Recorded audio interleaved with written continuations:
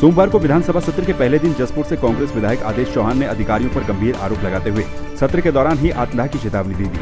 विधायक आदेश चौहान ने अधिकारियों पर आरोप लगाते हुए कहा है कि अधिकारियों का रवैया बेहद ही असंवेदनशील है। उन्होंने कहा है कि सही के साथ खड़ा होने पर उन पर गलत तरीके से मुकदमे किए जा रहे हैं। अगर उन्हें न्याय नहीं मिलता है तो विधानसभा के बाहर आत्मदाह करने के लिए बाध्य हो जाएंगे।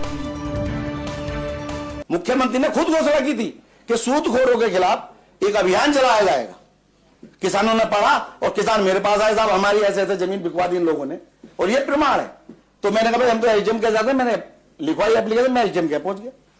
उन्हें जब ये पता चला तो उनका मुझ पर फोन आता, मैंने कहा भाई मुझसे मत मिलिए, मेरा केवल क्या विरोध, तो क्या कोई गुनाह है? मैं कह रहा हूं कि मेरे जितनी जब से मैं राजनीति में हूं या उससे पहले हूं, मुझे एक ऐसा गुनाह बता दे कोई कि मैंने ये गुनाह किया है। और नहीं तो मान्यवर, मैं तो एक ही बात कहना चाहता हूं कि या तो अगर न्याय नहीं मिला तो मैं इस विधानसभा के सामने आत्मदाह करूंगा, आपके गेट के सामने आत्मदाह करूंगा। मुझे न्याय चाहिए। अगर मैं अपना विधायक होने से कोई फायदा नहीं, अगर मैं अपनी सुरक्षा इन अधिकारियों से नहीं कर सकता तो मैं आम जनता जो मेरे 1,32,000 वोटर है उनकी सुरक्षा नहीं कर सकता। भारत जोड़ो यात्रा का समर्थन करते हुए देहरादून में एनएसयूआई ने छात्र संकल्प यात्रा का आयोजन किया, जिसमें सैकड़ों कार्यकर्ता मौजूद रहे। इसमें कांग्रेस के प्रदेश अध्यक्ष करण महारा भी शामिल हुए। इस दौरान करण महारा ने कहा कि भारत जोड़ो यात्रा केवल यात्रा नहीं है, बल्कि ये देश के लोकतंत्र और अधिकारों को बचाने का आह्वान है। करण महारा ने ऋषिकेश में अंकिता भंडारी को लेकर चल रहे आमरण अनशन का समर्थन करते हुए धरना स्थल पहुंचकर अंकिता को श्रद्धांजलि देते हुए कहा कि जब तक प्रदेश की बेटी अंकिता भंडारी को न्याय नहीं मिलेगा, हमारे कदम नहीं रुकेंगे। उन्होंने कहा कि परिवार के आंसू पोंछना हमारा धर्म है। उत्तराखंड क्रांति दल के कार्यकर्ताओं ने कब्रिस्तान पर भूमाफियाओं के कब्जे के खिलाफ देहरादून के गांधी पार्क में जोरदार प्रदर्शन किया और सिटी मजिस्ट्रेट के माध्यम से मुख्यमंत्री के नाम ज्ञापन प्रेषित करते हुए कब्जे को हटाने की मांग की। उत्तराखंड क्रांति दल के केंद्रीय मीडिया प्रभारी शिव प्रसाद सेमवाल ने कहा कि कारगी ग्रांट स्थित कब्रिस्तान के बाद सचिवालय आवास सहकारी समिति के नाम पर सचिवालय के कुछ अधिकारियों ने एक हाउसिंग सोसाइटी बनाई है। इसमें जाने के लिए कोई रास्ता न होने के बावजूद भी इसे पास कर दिया गया और अब सोसाइटी के पदाधिकारी भूमाफिया के साथ मिलकर जबरन कब्रिस्तान और आसपास के लोगों की जमीनों को कब्जा कर रास्ता बना रहे हैं।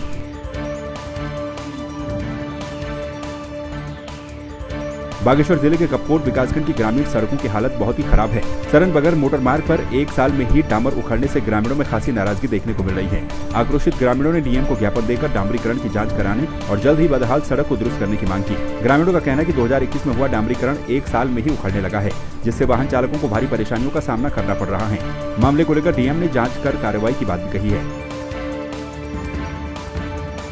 फॉर द इमीडिएट एक्शन के लिए अभी लिख दिया है। मैं अभी उसको बात करके भी उसको मैं सुधार कराने की पूरी कोशिश कर रही हूँ कि उसको कैसे हम सुधार कर सकते हैं। हल्द्वानी में नगर निगम के सफाई कर्मचारियों का हल्लाबोल जारी है। पिछले 5 दिनों से सफाई व्यवस्था ठप कर हड़ताल पर बैठे कर्मचारियों ने आज मेयर जोगेंद्र रौतेला की शव यात्रा निकाली। इस दौरान हड़ताली सफाई कर्मचारियों ने मेयर और निगम प्रशासन के खिलाफ जमकर नारेबाजी की। यही नहीं, पार्षद रोहित कुमार ने शव यात्रा में सर मुंडवाकर पिंडदान भी किया। विरोध प्रदर्शन कर रहे सफाई कर्मचारियों का कहना है कि मुख्यमंत्री की घोषणा के तहत उन्हें प्रतिदिन 500 रुपए मानदेय दिया जाना है, लेकिन कई महीने बीत जाने के बावजूद भी नगर निगम ने ये व्यवस्था लागू नहीं की है। इसमें नगर निगम के स्तर पर अभी वार्ता चल रही है। कुछ मांगे पर्यावरण मित्रों की भी मांगे हैं, कुछ दिक्कतें निगम की ओर से भी होंगी, तो उनसे इसका बातचीत करके हल निकाल लें। लेकिन किसी भी तरीके से अगर शहर में इस तरह से गंदगी हो रही है तो ऑल्टरनेट तरीके पे भी नगर निगम को विचार करने के लिए कहा गया है। मांग ही नहीं है ना, हमारी कोई मांग नहीं है। जो शासन के आदेश हैं, जो माननीय मुख्यमंत्री जी ने 15,000 रुपये की घोषणा कर रखी है, उसके शासन आदेश जारी कर रखे हैं। जो छोटी छोटी नगर पालिकाओं में, नगर पंचायतों में वो पैसा वितरण हो रहा है। जो हमारे उत्तराखंड राज्य बनने के बाद में पहला नगर निगम देहरादून हुआ, ये पैसा वितरण हो रहा है। तो हम मांग थोड़ी कर रहे हैं, हम ये थोड़ी कह रहे हैं 20,000 रुपये दे दो, हमें 25,000 रुपये दे दो। हम तो ये कह रहे हैं जो माननीय मुख्यमंत्री का आदेश उसको फॉलो करो, वो वेतन हमें दो। यहाँ पर जो आज पूरे कर्मचारी रोडों पर दिख रहे हैं, इनका रीज़न सिर्फ यही है कि माननीय मुख्यमंत्री साहब ने अब से 6 महीने पहले एक घोषणा करी थी जिसमें उन्होंने कर्मचारियों का मानदेय बढ़ाने की बात कही थी। लेकिन 6 महीने बाद भी माननीय महापौर महोदय ने सिर्फ आश्वासन दिया और अब से पहले उन्होंने ये बोला था कि तो 31 अक्टूबर तक तुम्हारा मानदेय पूरा बढ़ा दिया जाएगा, लेकिन उन्होंने वो मानदेय भी नहीं बढ़ाया, उन्होंने सिर्फ जुमला दिया। उसी क्रम में आज यहाँ पर सफाई कर्मचारी लोग मेयर साहब की शव यात्रा निकाल रहे हैं। नीति क्या है, ये कर्मचारी हैं, इनकी मांग है कि इनका 15,000 का मानदेय दिया जाए, मंथली मानदेय 15,000 दिया जाए और 15,000 जायज़ मांग भी है, क्योंकि आज की तारीख में, आज के वर्तमान के माहौल को देखते हुए 8,000 में किसी के बच्चे नहीं पलते हैं। पलने को तो 15,000 में भी नहीं पलेंगे, मगर अपनी आजीविका चलाने का कुछ आसान साधन हो जाएगा। और देखिए, नगर निगम के पास मेरे हिसाब से कोई पैसे की कमी नहीं है। अभी 8-8.5 करोड़ का बजट पास हुआ है पिछली बोर्ड मीटिंग में।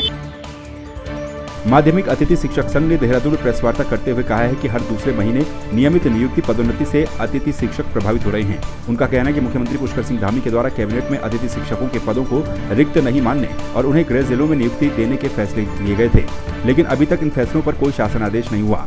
उनका कहना है कि 8 सालों से माध्यमिक अतिथि शिक्षक संघ के द्वारा प्रदेश के दुर्गम से अति दुर्गम विद्यालयों में शिक्षण कार्य किया जा रहा है। ऐसे में सरकार को जल्द से जल्द कोई फैसला लेना चाहिए, नहीं तो माध्यमिक अतिथि शिक्षकों को आंदोलन करने के लिए बाध्य होना पड़ेगा। प्रदेश में 2015 से खुली भर्ती के माध्यम से अतिथि शिक्षकों का चयन हुआ है, जिसमें माननीय जिलाधिकारी महोदय अध्यक्ष हैं और इसमें रोस्टर प्रणाली का लागू हुई है। जैसे कि हम देख रहे हैं वर्तमान में जो भर्ती घोटाले हैं उनके कंपैरिजन में हम लोग ट्रांसपेरेंट तरीके से भर्ती में लगे हैं। हमारी केवल सरकार से एक मांग है, पिछली कैबिनेट में जो आपने निर्णय लिए थे 4 जुलाई 2021 को, जिसमें आपने प्रथम जो हमारी मांग थी कि अतिथि शिक्षकों को पदों को रिक्त नहीं समझा जाएगा, क्योंकि कहीं ना कहीं जो व्यक्ति 2015 से 8 साल से लगातार दुर्गम से अति दुर्गम विद्यालयों में सेवाएं दे रहे हैं, उनके लिए आप कोई ठोस पॉलिसी बनाए जो राज्य मांग भी करता है। हमारे बीच में उत्तराखंड आंदोलनकारी भी बैठे हैं, अतिथि शिक्षक के रूप में है, कार्य सेवा दे रहे हैं। तो क्यों नहीं हमारे मुख्यमंत्री जो है, एक छोटा सा फैसला है, क्योंकि लगातार पंजाब हो, हरियाणा हो, हिमाचल हो, यहाँ तक कि उड़ीसा में भी ऐसे संविदा कर्मचारियों को नियमित किया जा रहा है। तो आप वन टाइम सेटलमेंट पॉलिसी के तहत अतिथि शिक्षकों को पद सुरक्षित करने का कष्ट करें, ऐसी मुझे माननीय मुख्यमंत्री से, माननीय शिक्षा मंत्री से आशा ही नहीं, अभी तो पूर्ण विश्वास है। उत्तराखंड में पहली बार सामुदायिक मानसिक स्वास्थ्य संगोष्ठी का आयोजन किया गया। 28 और 29 नवंबर को क्रिश्चियन हॉस्पिटल के द्वारा मारीवाला हेल्थ इनिशिएटिव के सहयोग से संगोष्ठी का आयोजन किया गया। संगोष्ठी का उद्देश्य उत्तर भारत में मानसिक स्वास्थ्य को बनाए रखने का है। आयोजकों का कहना है कि संगोष्ठी के जरिए मानसिक स्वास्थ्य में काम करने वाली संस्थाओं के साथ मिलकर उनके अनुभवों को साझा करते हुए मिलकर काम करने का है। संगोष्ठी में 9 राज्यों से अलग अलग संस्थानों ने प्रतिभाग करते हुए मानसिक स्वास्थ्य पर जानकारी दी। हम लगता है कि पूरा देश में मानसिक स्वास्थ्य के ऊपर बहुत कम बातचीत चलता है, और भी कोई संस्था बहुत अच्छा काम करता है, लेकिन एक से दूसरा सीखने का ज़रूरत है। तो इसलिए हम इसको रखा है कि हम मिलकर सीखें, एक से दूसरा अपना क्या अच्छा करता है वो ही सीखेंगे। इधर देहरादून में प्रोग्राम चला रहे हैं, हमारे यहाँ संस्था आया है, बहुत सारी ग्वालियर से, लखनऊ से, झारखंड से, बहुत सारे हरियाणा से, और हम प्रोग्राम रखा है कि हर टीम थोड़ा अपना क्या अच्छा चलता है, क्या अच्छा काम करता है वो ही कर रहे हैं। वो लोग एक से दूसरा शेयर करते हैं। हम भी बहुत गेम्स खेल रहे हैं, कोई रोल प्ले एक से दूसरा सीखा है, वही कर रहे हैं। ये उत्तराखंड में पहली एक संगोष्ठी है जो मानसिक स्वास्थ्य पर, जो विभिन्न राज्यों में जो संस्थाएं काम कर रही हैं समुदाय आधारित मानसिक स्वास्थ्य पर। तो हमने सोचा कि क्यों ना एक साथ हम आएँ और हम अपने अपने राज्यों में क्या अच्छा काम कर रहे हैं वो हम एक दूसरे से शेयर करें, जिससे कि जो हम सीख पाते हैं वो सीखें और फिर हम अपने काम में और अच्छे से गुणवत्ता लाएं, जिससे कि समुदाय में जिन लोगों को मानसिक समस्या है उनको हम अच्छी और बेहतर सुविधाएं दे सकें।